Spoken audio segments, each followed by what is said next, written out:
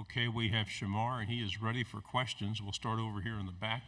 Dan Peck, ESPN 106.7 in Auburn. Personal goals for this season, things you've really focused on this offseason? Yes, sir. Just getting stronger, becoming a better leader, better communicator on the field, and just becoming a better overall linebacker. We'll go in the front row here. Shemar, I've been asking everyone with Oklahoma's entrance into the SEC, what can they expect on road games on Saturdays? Every road game is going to be a battle. Oh, yes, sir. One of the most hectic environments. Playing in the SEC for 2 years now, you can see some very interesting stadiums, very interesting crowds. So it'll be something fun to see. Let me go ahead and ask you a follow-up question, too. Also, OU Texas comes in with a heated rivalry. It's something that really, it's one of the best in college football. But you have a rivalry. You go to Jacksonville every year, a neutral site just like OU Texas. What's it like playing in Jacksonville, playing in Georgia in that atmosphere, a neutral game, a neutral setting? It's amazing. When you're coming over the hill, coming down the hill, you'll see split blue and split red. So, it's a tradition that's going to continue to thrive. And, it's amazing. It's a lot of emotion coming into that game. Yes, sir, for sure. We'll go on the aisle right here. Shemar, Aaron Mukes, WALB. How has the linebacker room improved this offseason? Most definitely. It improved a lot with skill set, I would say, bringing in Pup Howard and some freshmen like Miles Graham and Aaron Childs. We bring in a lot of skill with a lot of vets in the room like myself, Derek Wingo, Ronald Moulton. So I would say that it's improved a lot skill-wise and in leadership. We'll go on the back row. What can you say about Ron Roberts and the impact he's had on the team and your game? Coach Roberts has brought a lot of experience and I would say personality to our room and to the unit as a whole. And Coach Roberts, he just come in every day and work and instill in us, just take it one day at a time and be intentional with your work. What's the most fun about playing SEC football? The most fun about it is every game. You're going to come in and play a tough team every single game, no matter who it is, no matter the record. So, and also the environment is also hectic as well. Is the environment in the swamp maybe the best? I would like to think so. Okay. We'll go on the aisle. Shemar, talk about the end of the season. Like 5 out of 6 games, you guys see Georgia, Ole Miss, Texas. Do you guys prepare for that? How do you guys prepare for that type of schedule? We know every week in the SEC is tough, but how do you look at that at your schedule this season? Take it one game at a time. You don't prepare differently for different opponents. You always come in on that Monday or Sunday and think like putting our head down to go win this game. So, it's just obstacles in our way, and it's just like any other team. We got to go in and get the win. Right side, fourth row. Hey, Shemar. Simone Eli, WKRG News 5 in Mobile. When you think back to your old playing days, old stomping grounds, how proud are you of just, where you came from, and when you think back to those playing days and excited to see where you are now, just what comes to mind? I miss it. Life was simple. You get to go to high school, go to class, come back home, to your mom. So I miss Mobile. Yeah, it's born and raised there. It will always be home for me. So, I miss it. Faith Academy, my old stomping grounds, Coach French, so I miss it a lot. That's what I was going to ask Coach French, obviously, someone that poured into your life. Him, any others that you could come to mind when you think about helped your development early on and off the field, supported you, family members? Oh, yes, ma'am. Coach French and every support staff in that school, most definitely. Miss Meredith, Miss Shaw, Miss Anderson. They all helped me along the way to get where I am now, so I'm very thankful for them. Yes, ma'am. Here on the aisle. Yeah, what are your thoughts about the University of Texas coming into the SEC, just from the outside looking at them? Most definitely. Texas coming in, that's bringing even more competition in the conference, and I'm excited. I'm excited to play against Texas, go to Texas, and get the job done. Yeah, it's going to be a fun day in Austin. Have you looked at tape as far as Quinn Ewers and what that offense does?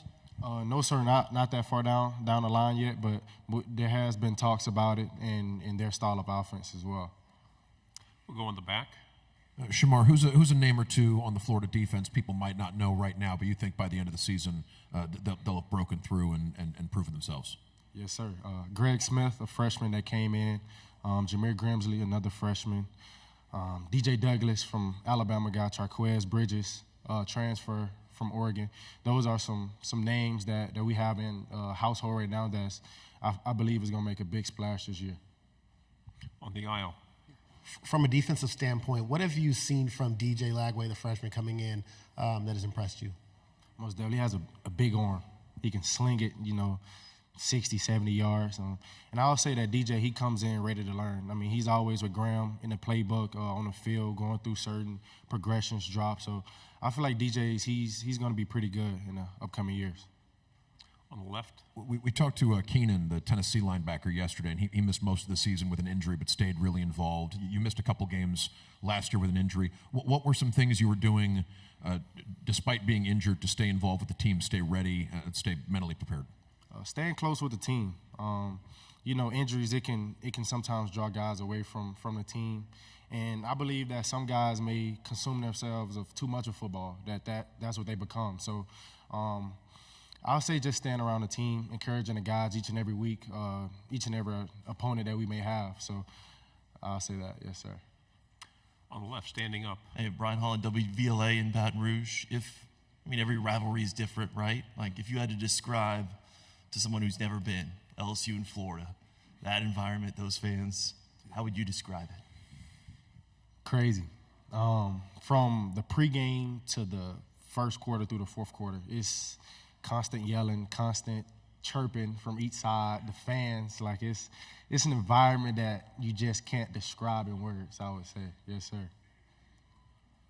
Do you have a particular favorite roadside to go to, or one that you don't care for? I've played at Tennessee my freshman year. That was pretty loud. Yeah, it was pretty fun as well to play in there. Left side. You mentioned some young players who may break through. What are the most important things those guys can do to help the team in the fall? Guys who haven't played very much but could have a big role this season. Mm-hmm. The most important things that they do is come to the facility and work every day. They never have excuses. When their body hurt, they still going, giving 100%. So I'll say that's what's going to separate them and bring themselves to the spotlight. On the aisle in the back. Shemar, Corey LeBounty, WNSP 105.5. Talk about your growth as a football player. And again, Mobile, Alabama having the rich tradition of football per capita, more NFL guys come out of Mobile, and what that means to you in regards to some of your role models. Yes, sir. As far as improving over the years, I would say I improved in my vocal skills, my leadership skills. And as a football player, I'll say my tackling, I would say. And the thing that you mentioned about just taking that pride in the 251 in Mobile, Alabama, yeah. I come in the locker room every day and talk crap about it, saying we're the best city, best state in the country. So, yeah, that's the answer to that. Another question on the left. As a linebacker specifically, going to be kind of nice playing LSU this year, not chasing around number 5. He's now in the NFL. Jaden Daniels now in the NFL.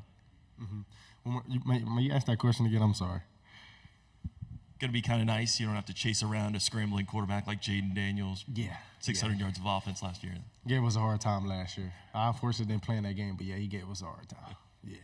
Another question on the left. What are some things Graham has done to win the team over? It can be tough as a transfer quarterback to prove yourself to the guys, but what are some things he's done to establish himself as a leader? Yes, sir. Graham has connected with a lot of guys, and I'll say that's one of the biggest things you need to do when you're in a foreign environment. Connect with guys, get to know them a little bit more, so when times get tough, you can challenge those guys. So I feel like Graham made a great impression on me and the rest of the players. So I feel like that's why Graham is one of the leaders that you guys see now. Final question for Mobile again. Shamar, the hardest part for you being on the sidelines, not being able to play, I know you learned some valuable lessons in high school, watching, not being able to play, being injured. Those lessons, tell me how that helps you at your linebacker position. And now that iPads are going to be on the sidelines as well, so you can see real-time mistakes. Oh, yes, sir. Like you mentioned, being hurt my senior year, at the end of my senior year, it kind of helped me in this journey that I had with the surgery and the knee injury that I had. And I'll say that it allows you to see the game outside of the game, see how things function outside of being on the field, and just coaching up the young guys or guys that maybe not be fully confident in their ability. So I'll say that's something that I really focus on during my off time. Shemar, thank you very much for your time. Good job. Thank you, guys.